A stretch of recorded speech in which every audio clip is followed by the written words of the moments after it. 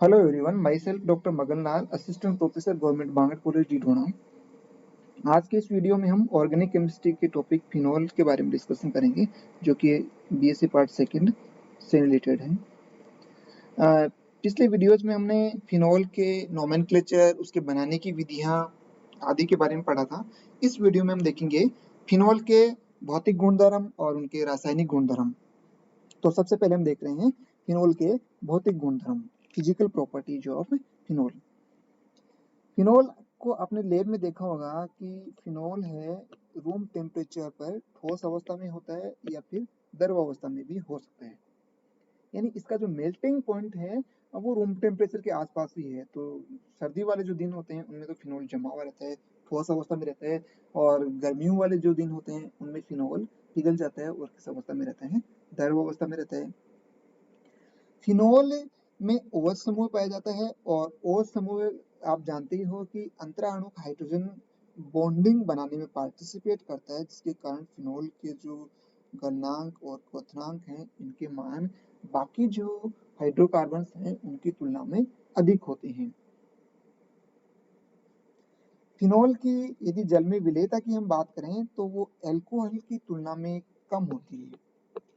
इसका रीजन आप समझ भी सकते हो। जैसे एल्कोहल में इस प्रकार के एल्कोहल भी हो सकते हैं, जैसे CH3OH, जो कि जल में किसी भी मात्रा में पूर्ण रूप से विलय होते हैं।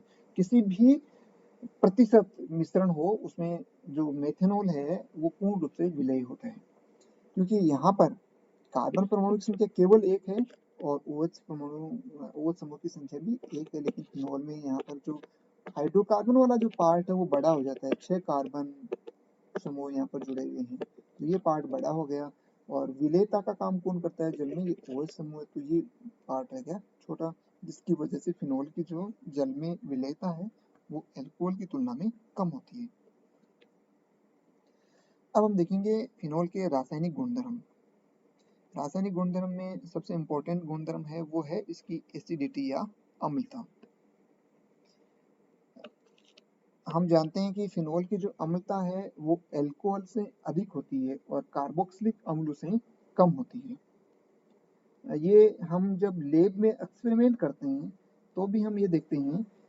ये एक बहुत बड़ी चीज़ है। इसको हम लैब में हर बार एक्सपेरिमेंट जब करते हैं, फिनोल, कार्बोक्सिलिक अम्ल, एल्कोहल, तो ये एक छोटा सा एक्सपेरिमेंट के द्वारा हम फिनोल का पता लगा सकते हैं, कार्बोक्सिलिक अम्ल का पता लगा सकते हैं। इसके लिए हमारे पास दो प्रकार के यौगिक हैं, एक तो सोडियम कार्बोनेट और एक सोडियम हाइड्रोजन कार्बोनेट। जो कार्बोक्सिलिक अम्ल होते हैं वो तो हमें पता ही है कि ऑर्गेनिक जो कंपाउंड है उनमें सबसे ज्यादा अम्लता कार्बोक्सिलिक अम्ल की होती है। बहुत ज्यादा अम्लीय होते हैं, यानी ये दुर्बल क्षार के साथ ये अभिक्रिया कर लेते हैं। जब हम उनकी अभिक्रिया सोडियम कार्बोनेट या सोडियम हाइड्रोजन कार्बोनेट के साथ करवाते हैं तो कार्बोक्सिलिक अम्ल है वो अभिक्रिया कर लेते हैं। लेकिन जब हमें फिनोल की अभिक्रिया करवाते हैं तो फिनोल सोडियम कार्बोनेट के साथ तो अभिक्रिया करते हैं, लेकिन सोडियम हाइड्रोजन कार्बोनेट के साथ फिनोल अभिक्रिया नहीं करता है। और एल्कोहल जो कि सबसे दुर्बल अम्ल होता है, वो ना तो सोडियम कार्बोनेट के साथ अभिक्रिया करता है और ना ही सोडियम हाइड्रोजन कार्बोनेट के साथ अभिक्रिया करता है। तो इनको हम किस प्रकार से याद रख सकते हैं कि कार्बोक्सिलिक अम्ल तो इन दोनों के साथ अभिक्रिया करता है, फिनोल केवल इस सोडियम हाइड्रोजन कार्बोनेट के साथ ही अभिक्रिया करता है, और एल्कोहल है वो इन दोनों में से किसी के साथ ही अभिक्रिया नहीं करता है।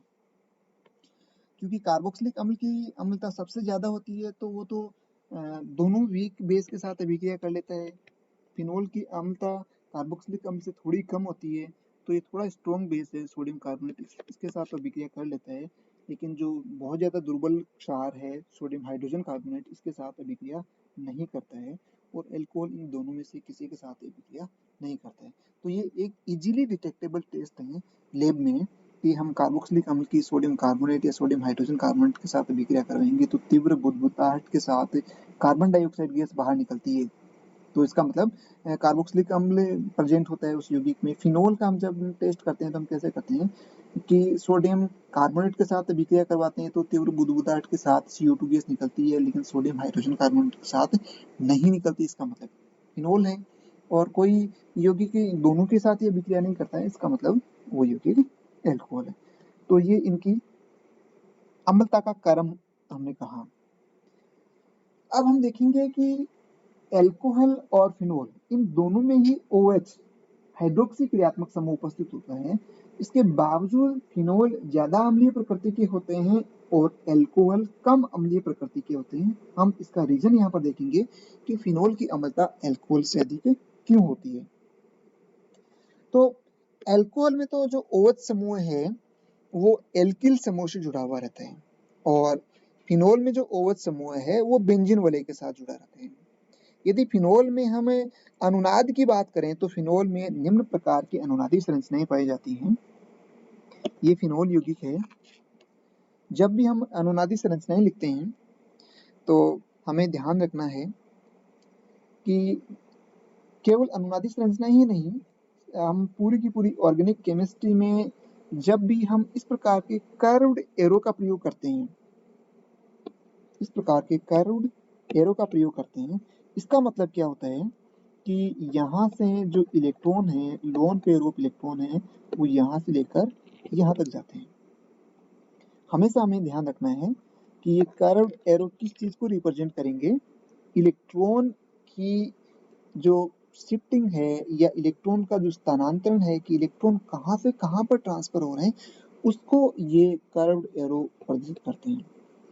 तो यहाँ पर जब हम फिनोल की अनुनादी संरचनाएं लिखेंगे तो फिनोल की अनुनादी संरचनाओं में हम देखते हैं, हम सबसे पहले फिनोल की स्ट्रक्चर देखते हैं। तो फिनोल में ये बेंजीन वलय तो है ही, इधर हम बना लेते हैं इसको एक बार। फिनोल में ये बेंजीन वलय पर क्या जुड़ा हुआ है, ऑक्सीजन, और इस ऑक्सीजन से जुड़ा हुआ है हाइड्रोजन। हमें पता है ऑक्सीजन पर 2 एकाकी इलेक्ट्रॉन युग्म भी उपस्थित है। इसकी अनुनादी संरचनाएं लिखेंगे तो हम कहाँ से शुरू करेंगे, इस एकाकी इलेक्ट्रॉन युग्म से, कि ये एकाकी इलेक्ट्रॉन युग्म कहाँ आ जाएगा, ऑक्सीजन और कार्बन के बीच में डबल बॉन्ड बनाने के काम में आ जाएगा। तो कर्व्ड एरो को हम कहाँ से शुरू करेंगे, इस एकाकी इलेक्ट्रॉन युग्म से, और कहाँ पर खत्म करेंगे, ऑक्सीजन और कार्बन वाले जो बॉन्ड है इस बॉन्ड के बीच में हम खत्म करेंगे। तो ये तो एक एकाकी इलेक्ट्रॉन युग्म का ट्रांसफर हुआ कि ऑक्सीजन वाले जो एकाकी इलेक्ट्रॉन युग्म है वो कहाँ आ गए हैं, ऑक्सीजन और कार्बन के बीच में। अब चूंकि इस कार्बन की तो वैलेंसी पहले से 4 हो रखी थी, तो एक वैलेंसी और आ जाएगी तो 5 वैलेंसी हो जाएगी, लेकिन 5 बॉन्ड कार्बन बना नहीं सकता। इसलिए अब आगे भी इलेक्ट्रॉन का ट्रांसफर होगा, वो किस प्रकार से होगा कि ये जो डबल बॉन्ड वाले इलेक्ट्रॉन है, इस कार्बन और इस कार्बन के बीच में डबल बॉन्ड वाले इलेक्ट्रॉन है, तो ये डबल बॉन्ड वाले इलेक्ट्रॉन दोनों कार्बन के बीच में है। तो इस इलेक्ट्रॉन को हम यहाँ से शुरू करेंगे, अपना कर्व्ड एरो को यहाँ से शुरू करेंगे कि ये जो इलेक्ट्रॉन है वो कहाँ चले जाएंगे, केवल इस कार्बन पर चले जाएंगे। तो किस प्रकार की अनुनादी संरचनाएं बनेगी, ऑक्सीजन के ऊपर पहले दो एकाकी इलेक्ट्रॉन युग्म उपस्थित थे, अब ऑक्सीजन पर केवल एक ही एकाकी इलेक्ट्रॉन युग्म उपस्थित है और ऑक्सीजन के ऊपर 3 बॉन्ड हैं। यदि यहाँ पर हम ऑक्सीजन का फॉर्मल चार्ज देखें तो ऑक्सीजन के ऊपर +1 फॉर्मल चार्ज आ जाएगा, तो यहाँ पर हम लिखेंगे प्लस। ये डबल बॉन्ड टूट गया है, 2 double bond as it is हैं, और ये चूंकि इस पाई बॉन्ड वाले दोनों इलेक्ट्रॉन किस कार्बन पे आ गए हैं, इस कार्बन पे आ गए हैं, तो इस कार्बन के ऊपर किस प्रकार का चार्ज आ गया है, नेगेटिव चार्ज, और ऑक्सीजन पर आ गया है पॉजिटिव चार्ज। ये एक अनुनादी संरचना हुई। आगे फिर अनुनादी संरचना इसी प्रकार से लिखेंगे, यहाँ पर नेगेटिव चार्ज है यानी एकाकी इलेक्ट्रॉन युग्म है, तो फिर ये एकाकी इलेक्ट्रॉन युग्म इसमें ऋणावेश से हम कर्व्ड एरो शुरू करेंगे, इलेक्ट्रॉन से हम हमेशा कर्व्ड एरो शुरू करते हैं, और कहाँ पर खत्म करेंगे, दोनों कार्बन परमाणु के बीच में, यानी इन दोनों कार्बन परमाणु के बीच में डबल बॉन्ड बन जाएगा, इस डबल बॉन्ड और इलेक्ट्रॉन कहाँ जाएंगे, इस कार्बन पर। इस प्रकार से हम ये अनुनादी संरचनाएं आगे बढ़ाते जाएंगे।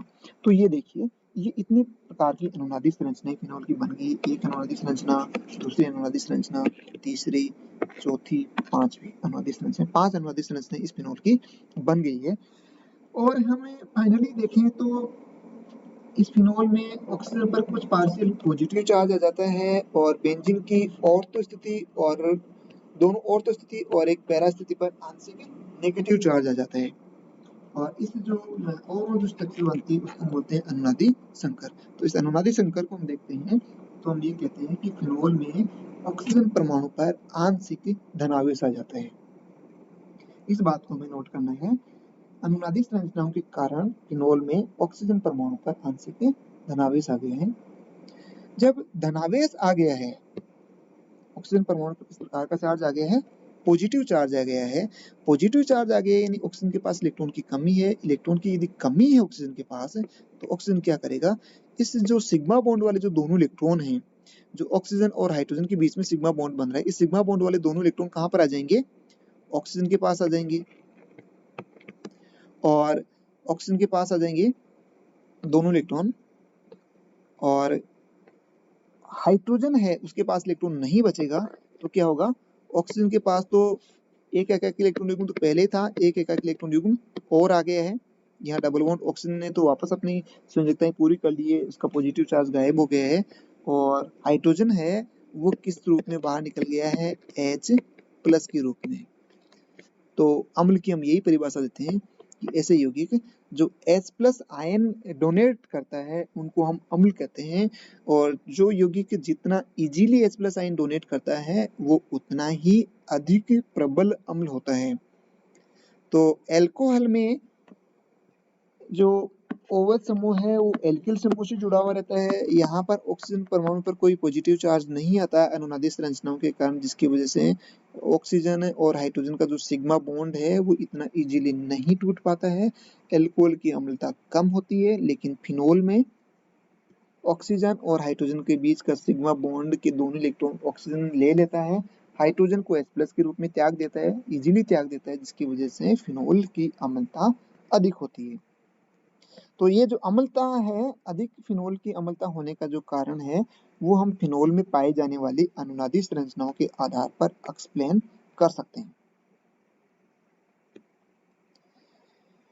दूसरी बात है कि फिनोल में जब हाइड्रोजन आयन निकल जाता है तो हाइड्रोजन आयन निकलने के बाद में जो यौगिक बनता है उस यौगिक को हम क्या बोलते हैं, इसमें देखो यहाँ से जब H+ निकल गया तो ऑक्सीजन के ऊपर क्या आ गया, पॉजिटिव चार्ज आ गया, क्योंकि इस सिग्मा बॉन्ड वाले दोनों इलेक्ट्रॉन कहाँ रह गए थे, ऑक्सीजन के पास रह गए थे, तो इस ऑक्सीजन पर नेगेटिव चार्ज आ गया है।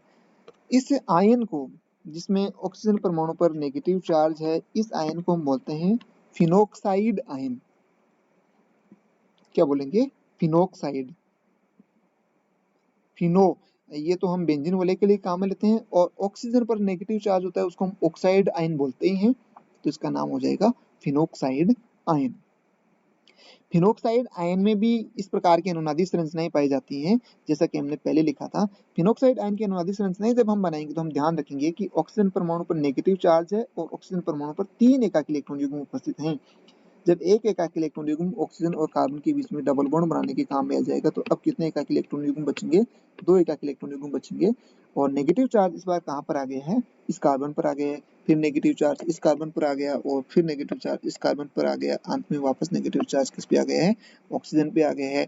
यानी कि इन अनुनादी संरचनाओं के कारण ऑक्सीजन पर जो एक नेगेटिव चार्ज आ गया था हाइड्रोजन के बाहर निकलने के बाद में, वो नेगेटिव चार्ज पूरी की पूरी बेंजीन वलय पर विस्थानीकृत हो जाता है, डीलोकलाइज्ड हो जाता है। देख यहाँ पर हम देख रहे हैं जो अनुनादी संकर बन रहा है उसमें कुछ नेगेटिव चार्ज तो कहाँ पर है, ऑक्सीजन परमाणु पर है, और कुछ नेगेटिव चार्ज है वो है बेंजीन वलय की ऑर्थो स्थिति पर और पैरा स्थिति पर। तो बेंजीन वलय की ऑर्थो स्थिति और पैरा स्थिति पर नेगेटिव चार्ज आ गया है, कुछ नेगेटिव चार्ज ऑक्सीजन परमाणु पर आ गया है, इसका मतलब जो ऑक्सीजन पर जो नेगेटिव चार्ज था वो डीलोकलाइज हो जाता है, और इस नेगेटिव चार्ज की डीलोकलाइज होने की वजह से जो फिनोक्साइड आयन बनता है वो अनुनाद के द्वारा स्थायी हो जाता है।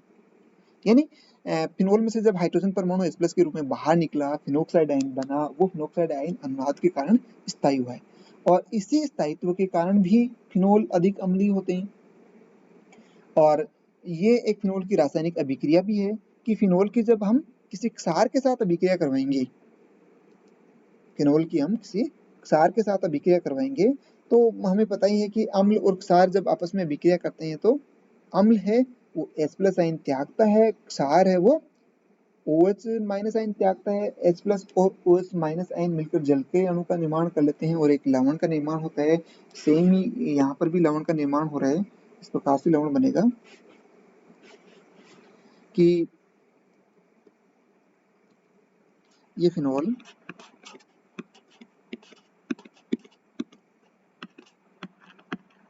इसकी हम अभिक्रिया करवा रहे हैं सोडियम हाइड्रोक्साइड के साथ।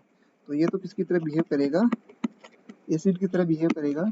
और ये कौन है, सोडियम हाइड्रोक्साइड बेस है, यहाँ से OH माइनस और यहाँ से H प्लस। तो फिनोल में से जब H प्लस बाहर निकल जाएगा तो क्या बनेगा, ऑक्सीजन परमाणु पर नेगेटिव चार्ज रह जाएगा, 3 एकाकी इलेक्ट्रॉन बचेंगे, ये नेगेटिव चार्ज, तो इसको हम बोलेंगे फिनोक्साइड आयन, और इसके साथ कौन जुड़ जाएगा, Na प्लस, इसको हम बोल देंगे सोडियम फिनोक्साइड। जैसे सोडियम क्लोराइड, इसी प्रकार से सोडियम फिनोक्साइड प्लस क्या बन जाएगा, H2O। तो ये ठीक वैसी ये विक्रिया है जैसे कि अम्ल और क्षार की आपस में विक्रिया करने से जो उदासीनीकरण अभिक्रिया होती है, लवण और जल बनता है, ठीक वैसी ये विक्रिया यहाँ पर संपन्न हो रही है कि फिनोल अम्लीय प्रकृति का होता है। इसका मतलब ये क्षार के साथ जब हम इसकी अभिक्रिया करवाएंगे तो फिनोक्साइड आयन बनेगा और जल बनेगा। ठीक इसी प्रकार हम ये भी कहते हैं कि फिनोल की अम्लता के कारण कोई भी जो अम्ल होता है वो धातुओं के साथ भी अभिक्रिया कर लेता है, एल्कोहल भी धातुओं के साथ अभिक्रिया करते हैं, उसकी भी कुछ अम्लीय प्रकृति होती है, फिनोल भी धातुओं के साथ अभिक्रिया करता है, इसलिए फिनोल की हम सोडियम धातु के साथ अभिक्रिया कर पाएंगे। तो आपको जो छोटी क्लासों में आपने बहुत ही छोटी क्लासों में जैसे 8वीं 9वीं 10वीं क्लास में आपने पढ़ा है कि अम्ल धातु के साथ अभिक्रिया करके हाइड्रोजन गैस देते हैं, आपको याद आ गया होगा। और उस हाइड्रोजन गैस का टेस्ट भी आपने पढ़ा है कि उसका परीक्षण हम कैसे करते हैं कि जलती मोमबत्ती इसके पास ले जाते हैं तो फट फट की ध्वनि के साथ जो हाइड्रोजन गैस है वो जलती है। इसका मतलब कोई भी पदार्थ किसी धातु के साथ अभिक्रिया करके हाइड्रोजन गैस दे रहा है, इसका मतलब वो क्या है, अम्ल है। यहाँ पर फिनोल है वो भी धातु के साथ, सोडियम धातु के साथ अभिक्रिया करेगा, क्या बनेगा, एक तो बनेगा सोडियम फिनोक्साइड, वो ही लवण, ऑक्सीजन पे माइनस और Na प्लस, प्लस क्या बनेगी, H2 गैस। यहाँ पर ये 2 फिनोल के अणु, 2 सोडियम के अणु, 2 फिनोक्साइड आयन बन जाएगी और एक हाइड्रोजन गैस बाहर निकलेगी। तो ये फिनोल की अम्लता है।